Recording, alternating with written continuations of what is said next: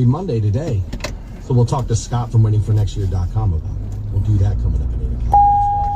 Got questions for Scott? Let me know what they are. Find me on my socials, The Stansbury Show. Or like I said, text it at 330-450-7625. Let's talk about that game. Got asked this already. Do you think the punter won us that game yesterday?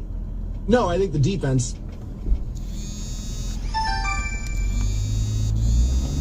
Yeah.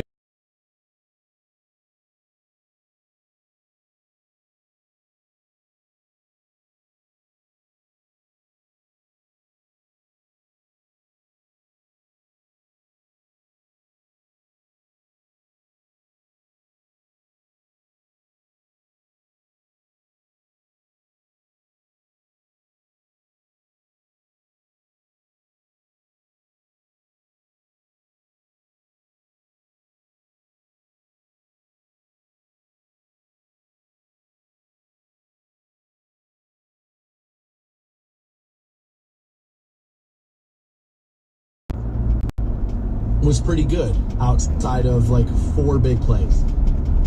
Trevor Lawrence had 2 huge bomb throws that outside of that, it was like they were pretty dominant. They were pretty dominant. Deshaun played much better. It's a quarterback league. As the quarterback goes, teams will usually go. That's kind of how it works. He played much better yesterday. Not great, but much better. The first thing I noticed when watching the game yesterday is like, oh, he's way more confident and way more relaxed than he was last week. I mean, he looked bad last week. Like, oh my God, doesn't know where he is. Can't read the defense. Can't do this. Can't locate the ball. I think a lot of it was just like uncomfortable. Now, what makes me say that is the performance of yesterday. But let's keep that performance in perspective. That performance was 22 of 34 for 186 yards, otherwise known as what we used to call in town a Baker Mayfield special. So we can't go overboard here. That game out of him yesterday looks great because of how bad the game the week before was. Now, Rob Parker always says it. He's right about it. Sports has a short menu. It's wins and losses, and you got to win yesterday. Much like I said last week, you play once a week in this league. Not going into a town playing 3 times over the next couple of days. So if you lose the first 2, win the third on the way out of town, everybody thinks everything's okay still. You play once a week. So if you win, it's it's over dramatized. If you lose, it's over dramatized. It's kind of how it works. People like me are guilty of that. And I am. But we can't just start throwing flowers at his feet yesterday because of what we saw. It's 186 yards. Don't go crazy. As a matter of fact, after the half, they came out and were a completely different team. Like, it seems like remember last year when it was like they would start slow and then they would, after half, they'd kind of get it to, back together? It seemed like yesterday they had the opposite problem. Started a little strong yesterday, and after the half, it was a little bit shaky there. A little worried about that. Now, they got the Giants coming in this week, who I believe now are 0-2 after losing yesterday. I'm going to this game, so you know what that means. They're going to lose 28-0 on Sunday. Sorry about that. I'm going, so they're going to get absolutely pummeled Sunday. I thought Kevin Stefanski had a great game plan yesterday. They talked about it often on the broadcast. This guy knows what he's doing. He's calling the right kind of plays. Now, having just said that, early in the first quarter, and I guess, X'd this or posted it, The Stansbury Show, less plays where my quarterback coming off of a shoulder injury needs to be blocking for a running back. Can we not do that as much? Can we maybe not do that? As a matter of fact, when I saw him try to run for that first down and that shoulder got hit, I was like, oh, God, I just winced. I'm thinking that he's starting to feel this thing. Like, he's starting to feel it a little bit yesterday. Sorry, I was reading a few things while I started that sentence. I shouldn't have. I was concerned last week. The ball placement looks way better now. Way better. The zip on the ball looked better yesterday. Where he was putting it looked good. He threw a couple of balls yesterday that only his wide receivers had access to. That's what a good quarterback does. He made some throws yesterday. He was like, oh my God, dude, look at that. Pretty good. Pretty good. Now, the drops. I mean, they were all over the place. Elijah Moore had a couple. Amari had a couple. I saw a lot of that yesterday. Is Amari Cooper checked out? Is he checked out? And I don't think so. And by that I mean I'm hoping not. I'm being told I'm a big baby. He played crappy because his dad had died last week. Yeah, we talked about that last week. I talked about that. I said the problem is that I've seen a lot of athletes come into games, play after big moments in their lives like that, and have ball-out moments. Unfair to him? Maybe. No two people are the same. If you're a performer, you want to perform in those moments. We can go back to Brett Favre. Monday night, I still remember exactly where I was because of how good he was in that moment because of everything that was going on in his life. Like we said about Olympians who get the twisties or whatever the hell before the big moment. Everybody goes through stuff. That's what we're marveling at, is that you're going through all of that stuff. And yet, when it's time to perform, you're ready to go. That's what professionals are. That's what we're marveling at. Not the touchdown passes. Not the fact that you land on the pommel horse. The fact that you did it while all of these things are going on in your life. That's what people are marveling at. Nice. A second assassination attempt now? Yeah, all right, I guess we'll get into that next hour here on the program. 330-450-7625 should text your studio. Plenty of you already have this morning telling me I'm not giving the punter enough credit yesterday. Yeah, man, that late punt was nice. I mean, it was. It was pretty nice. I feel like the momentum... Football games normally have a lot of momentum, right? And it can kind of swing back and forth. It felt like yesterday the momentum was on the Browns side. So much so that even late in the game when I saw like the Jags kind of pushing a little bit, I was like, they're fine. Browns are going to win this. Like, you could just kind of feel it. Now, what some people would tell you is because it's rigged and you can tell, right? And I think those people are insane. Although that call in that Chiefs-Bengals game last night was a little iffy. I mean, that got a little weird, and I'm sure Bengals fans are furious this morning about that. There was a questionable call in that game for sure, and people will make the argument when and where not you throw flags like that, right? But we had been talking about the Browns game, and apparently Myles Garrett, according to the Browns, now at 90.5 sacks, he is tied for the third fastest player to reach 90 career sacks since 1982. Yeah, 95 pretty good. 95 is a pretty solid player there yesterday. What we hadn't talked about yet, and I plan on talking to Scott about this when we get him on the air with us at 8, there were a lot of penalties yesterday, too many. There's a new OC, but Kevin still wants to call plays. Oh my God, what is everybody going to be doing, right? And then you get the first game of the year, and they S the bed. It was like, oh no, here we go again. But yesterday, the plan looked that much better. Some receivers got to catch some balls, including Amari Cooper. I think Deshaun's yardages are even better. I mean, it was 22 of 34 for 186. Now, he ran for a touchdown, no throwing touchdowns out of Deshaun yesterday. We kind of need to see that, right? We kind of need to get to that point. Again, no Njoku yesterday. They were without a few players, although welcome to the NFL. That's kind of what it is. But if memory serves, it was 100 yards were the penalties. That's a lot, man. That's a lot to overcome. Again, with a patchwork offensive line that you're worried about being able to protect him, like when you can't have that. Or maybe it was the force, right, is by creating the hole by holding.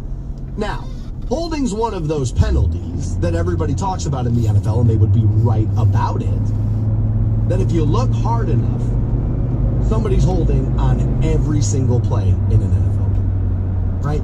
Kind of how every NBA player kind of travels when he's got the ball in his hands, kind of like, dude, that's a carry, you're not allowed to do that, right? It's kind of one of those things where holding is essentially on every single play. It's almost what makes it kind of crazy when and where they call it, or when it gets seen or when it doesn't, and that's where there's a lot of debate amongst the fans.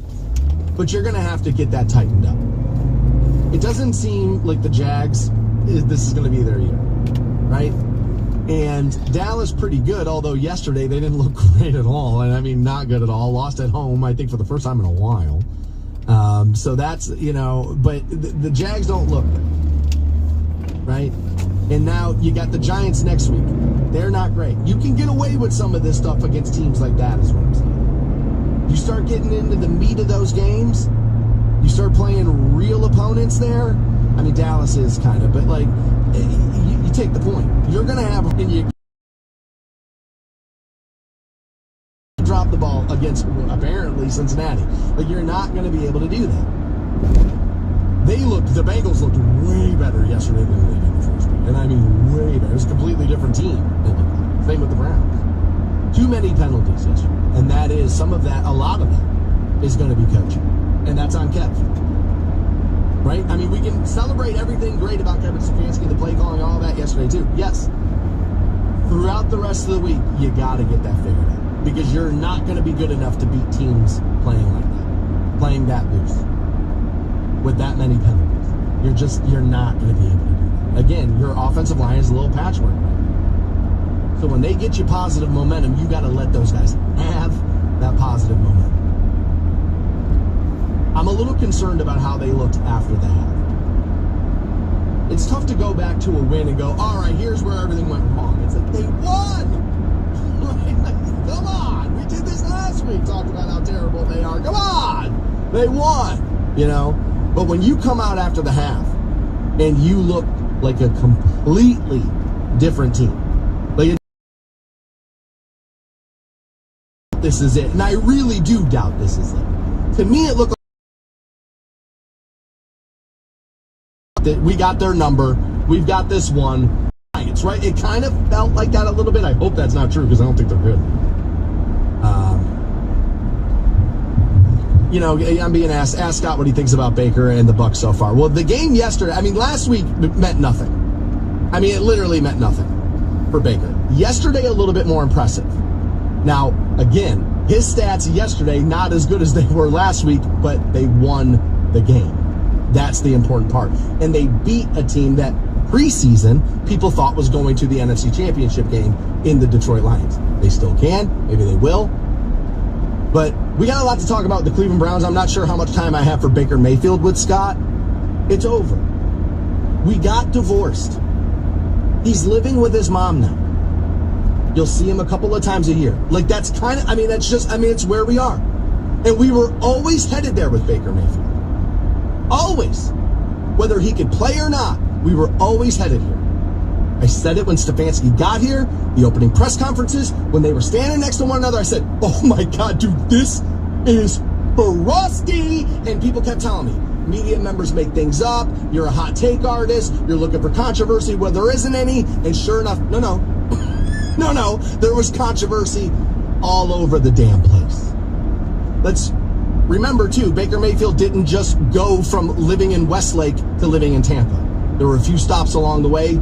2 other teams were like, get this guy out of my locker room and do it right now. Like, he wears people out. I said last week, and I think this is true about Baker Mayfield, he is now in a situation where his coach, Todd Bowles, most people wouldn't have known that, needs Baker more than Baker needs his coach. And that may be the relationship Baker Mayfield needs. That may be the relationship he needs. He needs to be the guy. Baker, when you're asking him to kind of like, dude, just kind of put it away a little bit, that's where he goes a little off the rails. I think you combine that with the fact that he had a baby and his wife was like, this is my 4th NFL market. Can you stop running off at the goddamn mouth at the podium, Bake? Just make the throws and cash the checks.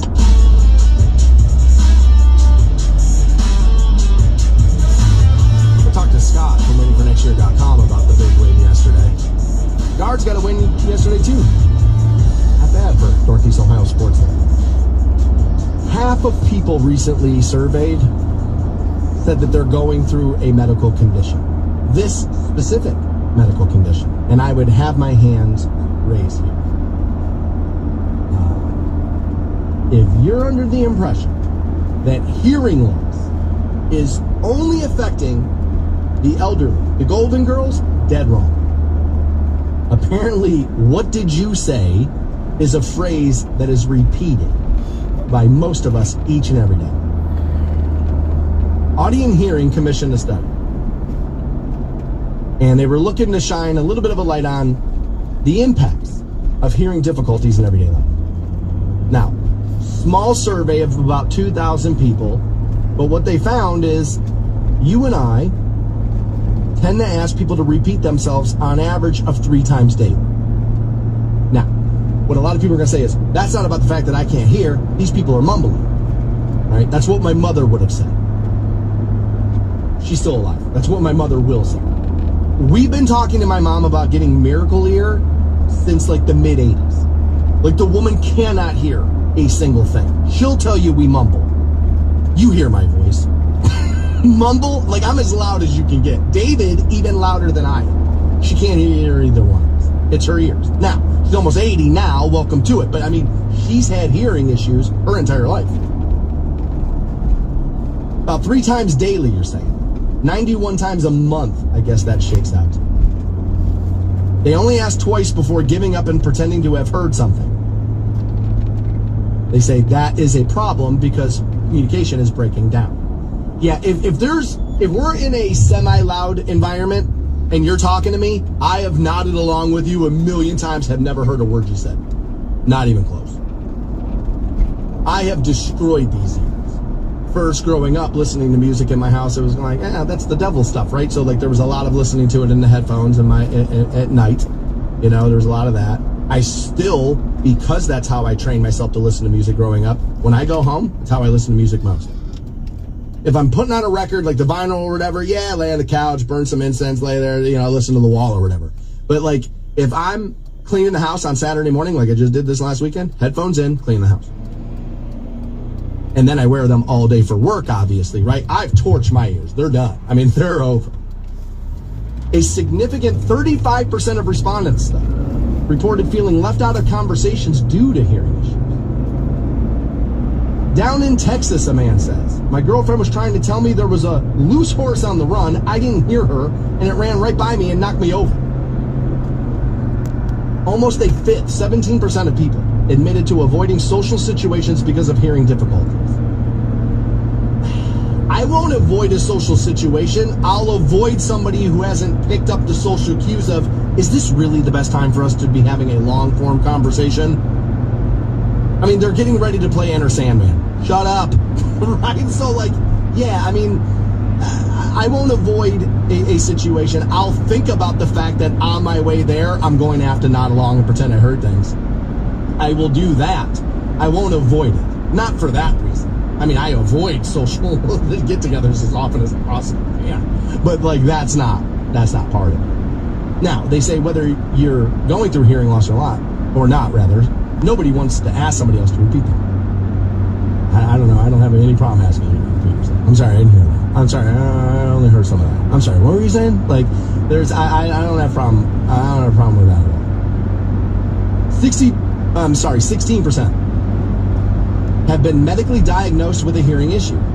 21% worry that they may have an undiagnosed problem. I know I do. 40% of us believe that their hearing has gotten worse over the past 5 years. Now, most people say, what? Well, I got older in the last 5 years. So about 62% of people said, yeah, it's my age that's doing it. Exposure to loud noises in everyday life, about 32% of people. Loud music in cars, 32%. And high-end volume audio through headphones, 27%. Now, I thought that number was going to be higher. Not all of the time. I wear headphones to listen to music most of the time. I prefer it now. I'm wearing headphones right now doing this, right? It's part of it. I've become so, as a matter of fact, my head feels more strange when I'm not wearing them than when I have them on. Because of how often I've worn them, right? And I do the earbuds. I expected the loud music and earbuds and all of that to be a bigger proponent, like a bigger response when people were asked because of the increase in it. Like, yes, the 80s and the Walkman, and like we kind of started that whole thing and all of that, but the earbuds have gotten a lot better now. They've gotten a lot stronger. They're louder. Like Beats by Dre were pretty good. I wish I had the name of the company. I bought a set. They were like $220. They were a lot of money, a set of earbuds. But you hear every single noise in those. Like the first day I got them, I was like, are they worth the money? And I listened to the same songs over and over and over again with the Beats by Dre and those new ones I got. And I was like, oh, it's not even close. Oh, it's not even close. It's like you can actually hear drums, you can hear the low end, you can hear all of this. I'll look up the name of that company. I'll try to get it to you by the end of the day. I'm sorry, I should have had that written down. I wasn't actually planning on getting into this today. I apologize on that. But those are so loud that the Beats by Dre, I used to you look at my phone and be like, these things don't turn up loud enough, because again, I'm deaf. I know I'm not. I know I'm not supposed to say that, right? Because I'm not actually deaf, but I can't hear. I can literally not hear very much. And so I thought, when I was looking at that, I was like, oh, these are just bad, or maybe they're going bad, or the driver kind of blew out of the speaker, or whatever the thing is. And then I got that new set, and I was like, oh no, these are really crystal clear. They sound great. So I expected that number, people responding that the headphones are driving their hearing loss, just because you see more and more people wearing headphones in more places everywhere you go now. It's 330-450-7625 to send a text to your studio. Jerica has done that. As we were talking hearing loss, and she says hers is from a loud car audio system, $2,500 worth of that system. All worth it. And I had written back to her already, and I said, look, I've always said that myself, that my music is worth it. It's worth the hearing loss I'm going through. We'll get to why I think that here in a second. But we were talking about how more people than ever, they say, are asking others to repeat themselves. About 3 times a day you're doing that. Now, some people are going to say, well, you're mumbling, right? And I think it's also, you know what we didn't talk about? Can we be honest about this a little bit? We're just kind of over paying attention to people now. We're just kind of over it. There's something about COVID, just kind of a lot of systems broke. I'm not blaming it, and I'm not saying design. No. I'm just saying that whole thing. It seems like things are different. Not everything, but things are noticeably different. Some.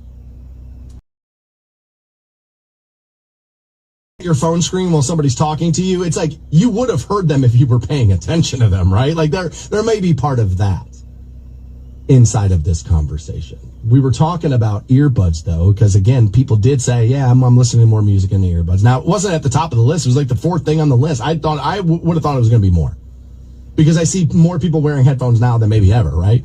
It's more acceptable to be wearing them in more places. As a matter of fact, if you work retail, it's well, I can just take one of them out of my ear while I'm ringing you up. It's they've become a new accessory that people have with themselves more and more and more. And I was talking about how I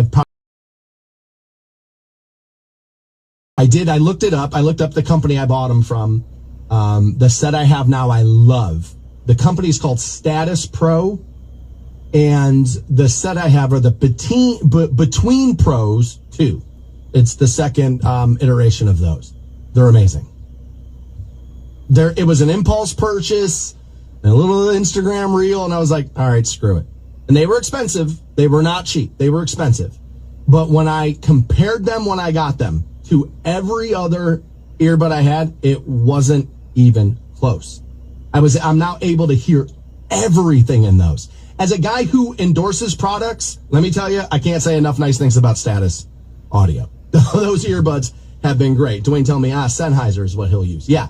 As a headphone guy, they make good products usually. They have a low-end headphone product that you can get too. But Sennheiser, if you go to their medium line or a little above, you're going to be very happy with that product. I had a very good set of studio headphones from Sennheiser. Now, again, we would buy cheap sets from them, and by we, I mean the radio stations. We'd buy cheap sets from them to use for the broadcast and things like that. But if you get a medium range set of Sennheisers, you're going to be happy. The set I'm currently using in here, these would not be earbuds, although plenty of Air Talent will use earbuds now. More and more of the boards are able to do that. This one here is not, although they're making some adjustments to my board. So I believe in the next month or two, I will be able to do that if I choose, but I won't. But the pair I'm using now are corded into the board, and they're just a set of $99 Sony studio monitors, and they are the best radio studio headphones I've ever owned. They're great.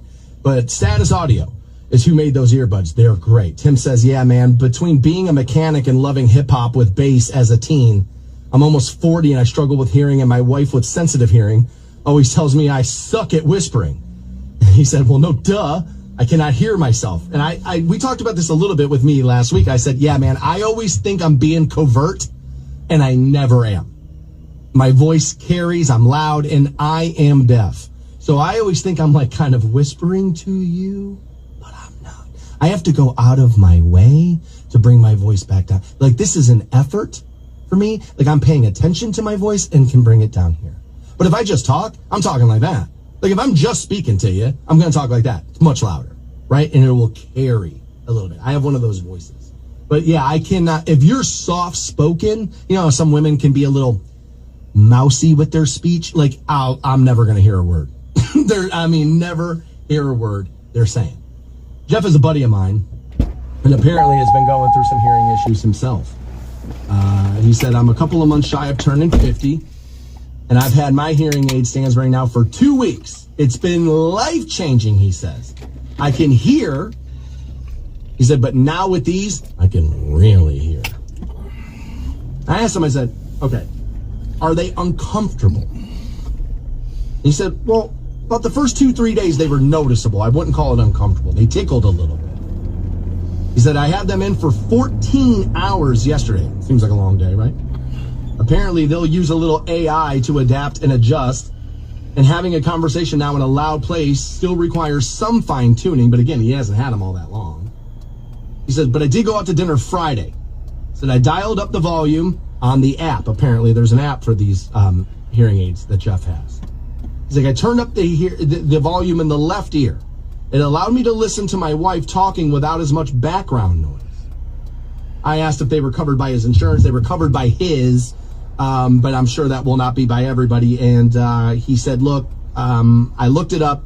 They were around $5,000. And I said, well, even if you're looking to pay out of pocket, that's not that bad. You know? We can go back to Jerica's comment about how, you know, she has hearing loss. And there's denial baked into my statement. I won't speak for her, but there's always been denial baked into mine. And then also about the headphone thing my entire life. And they ended up being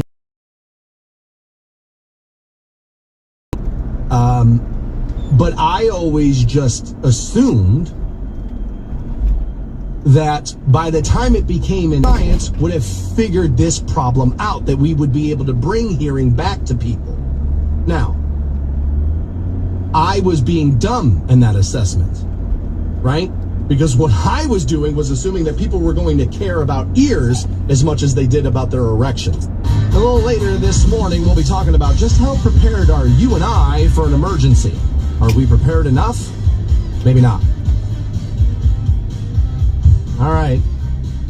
I wouldn't have picked this. This wouldn't have been like, man, I hope this happens. I hope I can talk about this tomorrow. But FBI now investigating what appears to be a second attempted assassination on the former President Donald Trump. That at a golf club in Florida. His. Important to note, the former president not harmed in the incident. The Secret Service had spotted a rifle barrel that had been sticking out of a fence, and agents fired at a man who was in the bushes along the perimeter. According to Palm Beach County Sheriff Rick Bradshaw, the suspect fled in a car and was detained after being stopped on the highway. The person detained is Ryan Wesley Ruth. According to 3 law enforcement sources, owns a small construction company in Hawaii and had criticized Trump on social media and is a staunch supporter of Ukraine. They claim, law enforcement does, that he was 300 to 500 yards away from Trump. He also had GoPro cameras and backpacks. They have that listed as plural, where he had been positioned. Now, he had also called for the bolstering of Taiwan's defense against China and hoped to set up a foreign legion akin to that in Ukraine. CNN has reached out to over a dozen people listed as supporters. Member of. All claim they did not know how their names and contact information had been shared on that website. And all claim they did not know how their names and contact information had been shared. He criticized, Ryan did, Trump in his self-published book on the Ukraine war. He had decried Donald as an idiot or a buffoon and a fool. That in his self-published book, 58 years old now, Detained Sunday in connection with this. He wrote that the former U.S. president's withdrawal from the Iran nuclear deal in 2018 was a tremendous blunder that drove Tehran closer to Moscow, which it has supplied with drones that have caused. So gave his opinions on the political situation in Afghanistan and urged Afghan refugees to fight for Ukraine. Appearing to reference his former support for Trump, he wrote that he must take part of the blame for electing him as president, writing, "But I am man enough to say that I misjudged and made a terrible mistake." Apparently he had voted for him the first time around in 2016. So first, can we just keep me away from every democracy defender out there? Because, baby, they is the most dangerous people in this country. Look at that rhetoric. Look how easy that just came out of my mouth. You know, just how easy it came out of other people's mouths about another group of people. Down the rhetoric, we got to dial down the rhetoric. Well, I don't think dialing down the rhetoric is a terrible idea. But I'm not blaming rhetoric for what I saw out of Ryan Ruth yesterday. Ryan is to blame for this. Ryan is to blame for this.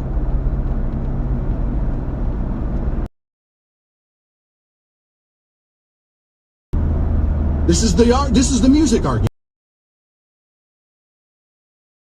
Everybody sexist who listen to it? Well, people could get this message from that when you say that. They could believe this is what you're saying. They could believe that's what was said. I don't care. Personal responsibility. Did this man feel justified in what he did because of some of the rhetoric coming from the TV? Yes, of course he did. He thought he was on the right side of history here. Taking this man out, I'm on the right side of history. Rachel Maddow has told me. That's what he thinks. Rachel Maddow's never told anybody to compare. They've lied a few times about him, and they have whipped people up into a fervor about him. That's for sure true. Some of the most anti-Trump people listen to this show every day, and they get foaming at the mouth, pissed if I give him any benefit whatsoever. Now, the only reason I mentioned that was to say this.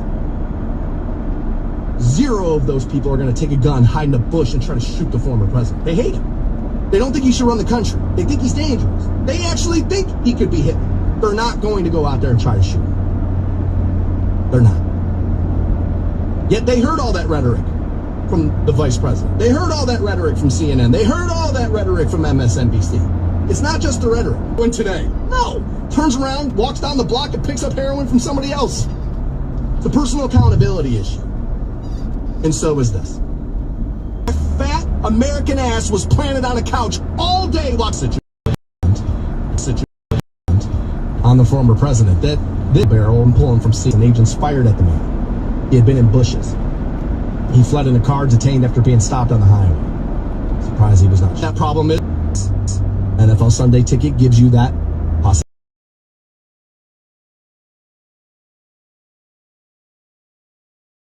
Is not proof positive it did not happen. But I was moving around in them broadcasts now. I was trying to find it now. Had 4 games pulled up in multi-view, moving that box every, couple of seconds there to pick up the audio on the other feed. Who's going to say it? Who's going to say it? Who's going to be the first to say it? Can't be Brady. Brady had the red hat in his locker when he was a player. Better not be him. Who's going to say it? Who's going to say it? I never heard it. Forget running for president. Forget that part. He has been president.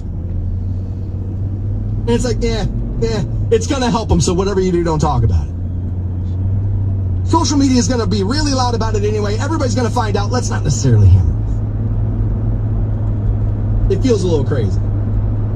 You think somebody takes a shot at her? You think Ian Eagle is in that goddamn thing? 3rd and 11? He doesn't break in and tell you what just went down? Come on. I don't care about it. But it is noticeable. It's noticeable.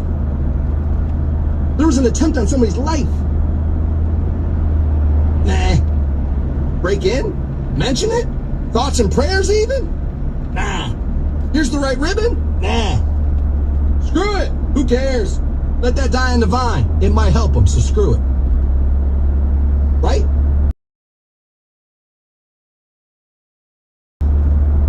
What else?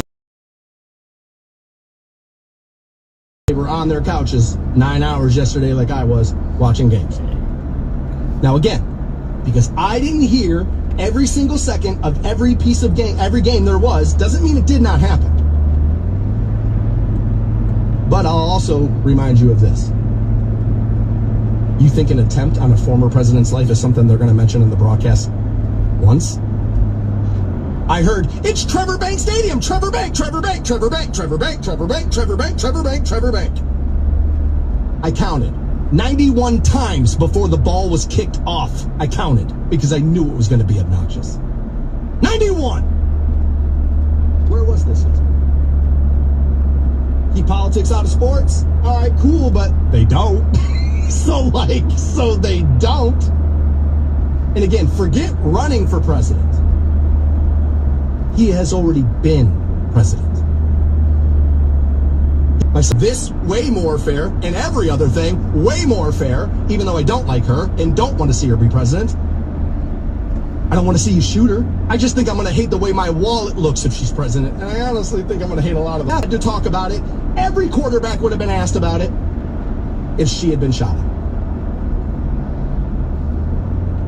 Right? A lot of them coaches going to be out in front of that media today. A lot of them quarterbacks going to be out in front of that media today.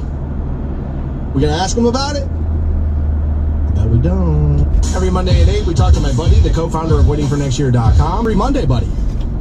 Every Monday, buddy. Always good to have a victory Monday with you, my friend. Amen, babe. We got the Guards winning yesterday. Browns winning yesterday. A lot of winning going on. Pretty much going to stay focused on the Browns. I know, surprise, surprise. So the first thing I noticed yesterday, Scott, Deshaun looked way more confident and way more relaxed than he did a week ago. Is that what your vibe was early on in that game? Yeah, I think in fairness to him, I think, I don't know if we want to use week one as necessarily the barometer of success or not, but he looks better, yes. which is what that team needed. Yes. Also what I think fans needed to see. I still room for work, I think. I think, between, Deshaun supporters are going to say, well, what about all the drops? And I think that's accurate. It's at least fair, yes. Yeah, I also think, there's room for some decision-making, improvements, and he definitely the last couple of weeks that, and I think it's across the league. The preseason has become such a smaller portion of the off-season work that, you had like 17 or 18 teams score 20 or fewer points yesterday. Yeah. I think scoring is just it's going to be slow to go. But I do think, and then it's going to come on.